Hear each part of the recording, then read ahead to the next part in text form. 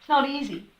Yeah? But we kind of have a feeling or a way of knowing what feels true or not true, isn't it? You know, from inside, from our own experiences. We have a way of, most of us have developed that. We've developed that survival mechanism where we trust what we feel. We trust our, let's say, danger response. Or we trust maybe even just a little bit of our ability to trust. Yeah.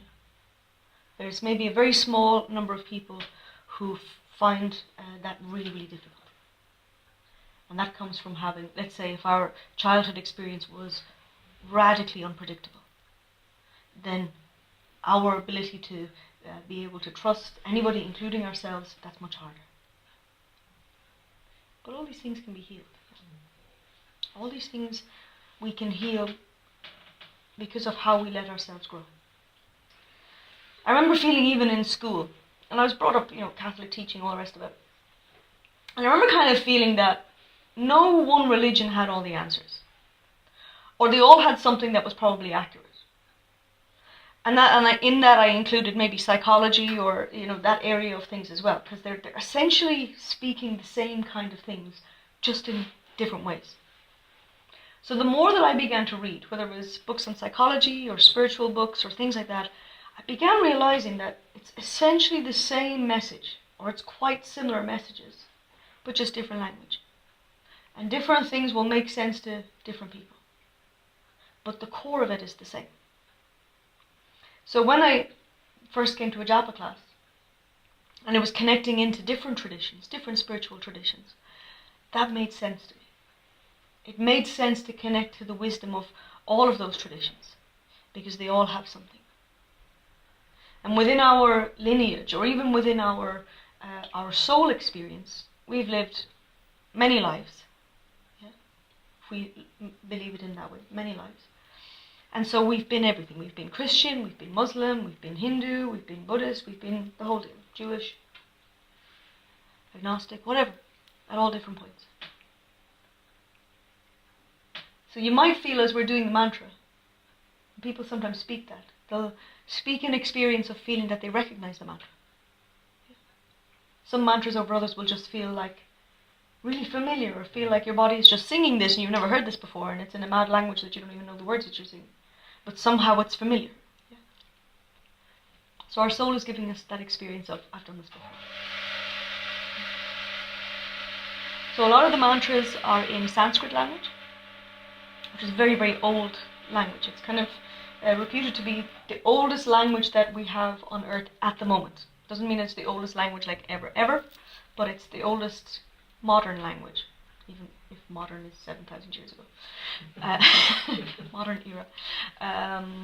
Some of them are Arabic, and more of them then connect into Christian, Christ-light, all of that kind of stuff as well. And the physics of it, what's your background?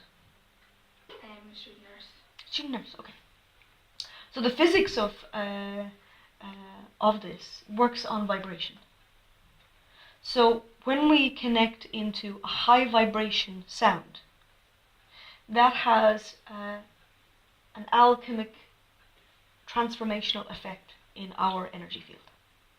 So if we look at everything being energy, our food is energy, our thoughts is energy, our physical body is energy, this chair is energy. And it's all energy moving and shaped in a particular way by the vibration of it.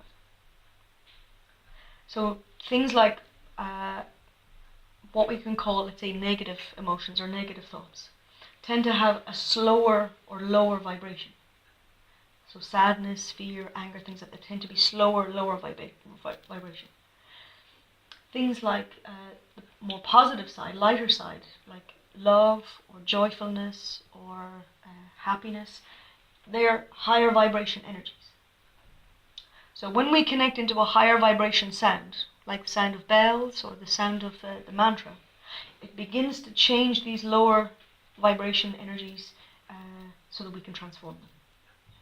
They begin to be released, they begin to become something tangible that we can work with and heal.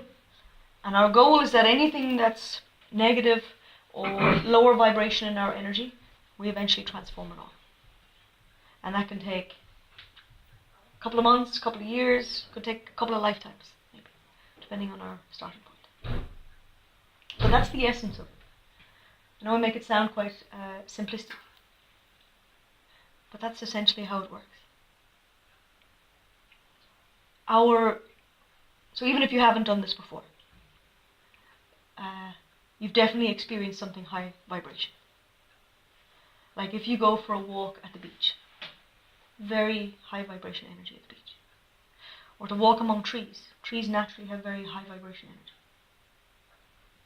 Animals have quite high vibration energy. Cats quite high vibration energy, very healing ability. Certain areas, if you go to sacred sites, places like that, places that you'll go there and you're like, God, it's so peaceful here. I feel so calm. Higher vibration energy feels like that. It's not ecstatic, it's not a euphoric feeling. It's quite a calm and peaceful, but very light kind of feeling. Will just feel like I can breathe a little bit more, or I just feel more at ease in myself. That's how we can recognize high vibration energy. Lower vibration energy places, we will feel irritated, we might even feel insecure, agitated, things like that. We can all think of different situations where we feel that. Whether it might be our work environment, social environments, family environment, things like that, where we can feel tense or very tired, things like that. That's how we can recognize experiencing lower vibrations.